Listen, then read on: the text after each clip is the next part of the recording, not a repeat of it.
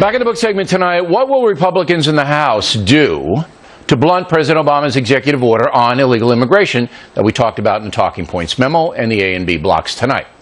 Joining us now is Congressman Trey Gowdy, the chairman of the House Judiciary Committee Subcommittee on Immigration and Border Security, and he is in Washington. So, if the president does indeed sign the executive order when he comes back from Asia, which would legalize millions of undocumented folks, what specifically do you think will happen? Well, there are three things, Bill. Number one, we need to persuade our fellow citizens that from 2008 to 2010, when he had the House, the Senate, and the White House, he didn't do a damn thing about immigration. So why can't he give the Republican House and Senate 3 months, 6 months, 9 months to do what he wasn't able to do in 2 years? So the first tool is persuasion. I've made that point, too. There's no urgency to do this. He could give you guys a chance in January. And I would say 3 months, 4 months is fair. Number two. Well, he's going to poison the well if he does that, and he just needs to understand up front. If he wants a solution, he'll wait. If he wants an issue for their candidate to run on in 2016, then he'll do what he's planning on doing.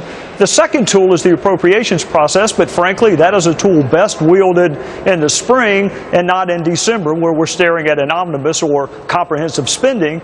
But we have the Senate, and advice and consent.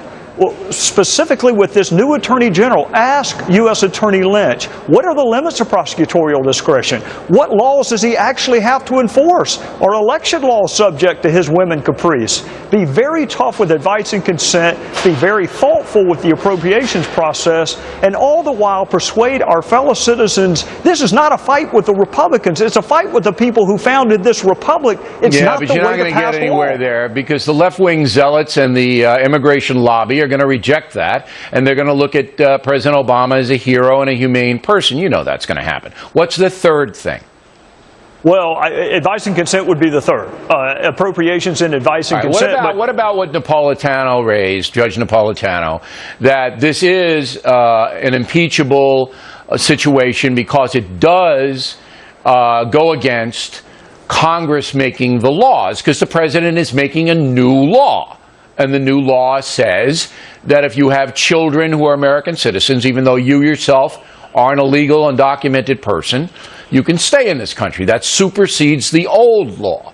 Napolitano claims that's unconstitutional and impeachable. Do you see anybody going down that road in the House? Have you met Joe Biden? Is my response to that. So, no, nobody is discussing impeachment except pundits and commentators. First of all, impeachment is a punishment. It's not a remedy. Second of all, the only people who want us to talk about impeachment are the president's allies. All right, so you see it as a bait that you're not going to take. I'm not going to take it because I've met Joe Biden. That's not the answer, is to replace Barack Obama with Joe Biden. Explain the Joe Biden reference. He would be the new president. I mean, so you get rid of one guy who's not new president. All right, okay.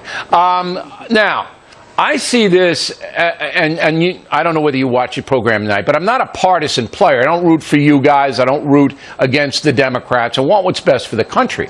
I think this is so horrible for America. It's so awful.